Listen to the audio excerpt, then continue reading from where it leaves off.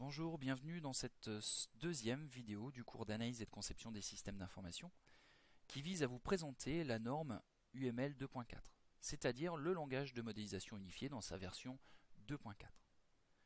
Ce module du cours d'analyse et de conception des systèmes d'information est divisé en 4 chapitres, plus une conclusion.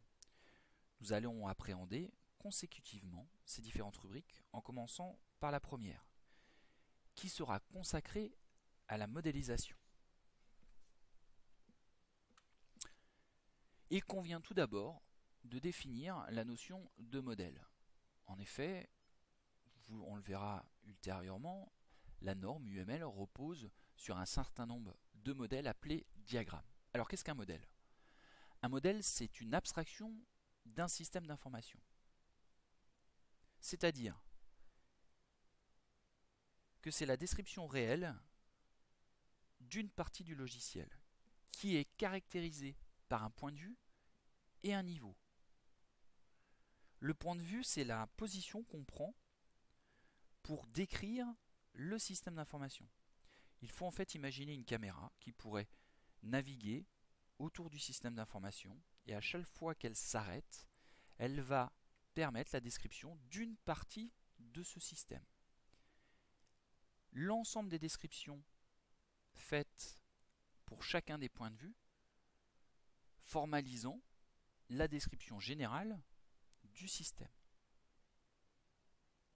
Le niveau d'abstraction correspond quant à lui à la profondeur, au niveau de détail de la description. On va pouvoir avoir une description généraliste, puis au fur et à mesure de l'avancée de la démarche, de la réalisation du système d'information, on va tendre vers une description de plus en plus fine, se rapprochant donc de la programmation. Dans notre vie de tous les jours, quelle que soit la description, on est entouré de modèles.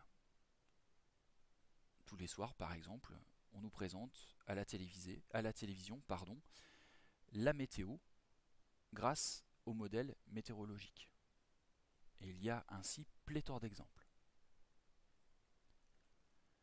Pourquoi modéliser? Pourquoi modéliser un système d'information? Il y a une multitude d'avantages à cela. Je vous en cite ici 3, mais il y en a encore bien d'autres. Le plus important, à mon sens, et c'est pour ça qu'il faut modéliser un système, c'est qu'il permet d'anticiper les résultats du codage.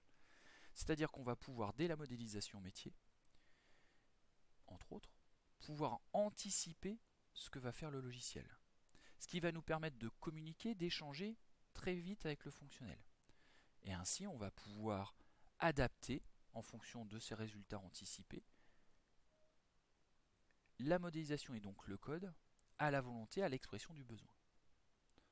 En plus, les diagrammes UML peut servir à documenter un système d'information. Et au demeurant, l'étudier puisque on va utiliser le langage de modélisation, bien évidemment, pour analyser un système d'information, donc l'étudier. Donc voilà un certain nombre de verbes, d'actions que permet la modélisation. L'anticipation, l'étude, la documentation et aussi la communication avec le client.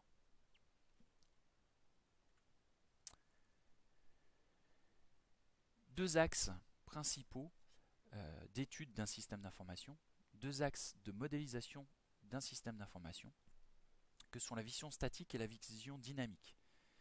Ces deux notions sont importantes puisqu'elles vont permettre de classifier les différents modèles liés à UML. Alors la première vision est la vision statique, où on va venir décrire le système dans ce qu'il est. Donc on peut ainsi se poser un certain nombre de questions relatives au quoi, c'est-à-dire quels sont les objets qui composent le système, de quoi sont-ils composés, dans quel environnement se situe-t-il. La seconde vision, c'est la vision dynamique, c'est-à-dire le comment. D'où viennent-ils les objets, que font-ils et que deviennent-ils? Donc, vision statique, le quoi, vision dynamique, donc le système en mouvement, le comment ça marche. Alors, des modèles, oui, mais qu'est-ce qu'un bon modèle? Grâce à ce qu'on a vu précédemment sur les deux notions qui composent et qui caractérisent un modèle, un bon modèle doit être construit au bon niveau de détail, c'est-à-dire au bon niveau d'abstraction.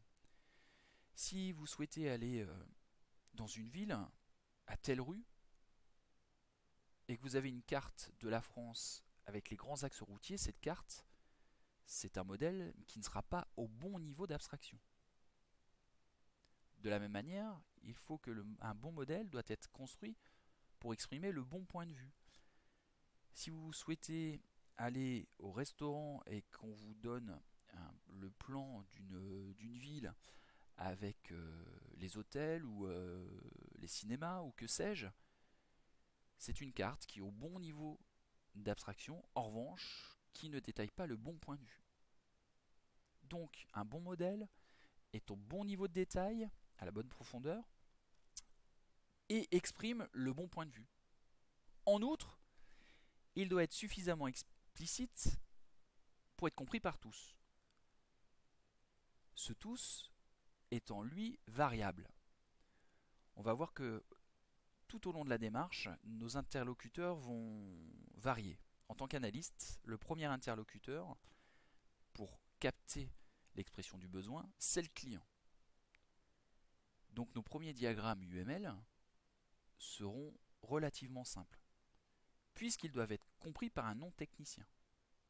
Et puis au fur et à mesure de la démarche, lorsqu'on va appréhender le comment ça marche, et donc le code, eh bien ce tous va tendre vers le technicien.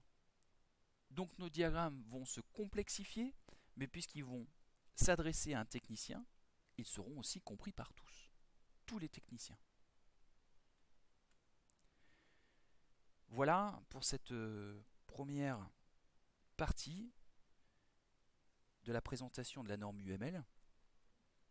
Nous verrons dans la vidéo prochaine la présentation d'UML 2. Les points clés de cette deuxième vidéo, qui concerne la définition de la modélisation, sont la définition du modèle, de par ces deux notions essentielles que sont le point de vue et le niveau d'abstraction. Le point de vue, c'est l'objectif du modèle. Le niveau d'abstraction, c'est son niveau de détail et c'est sa profondeur.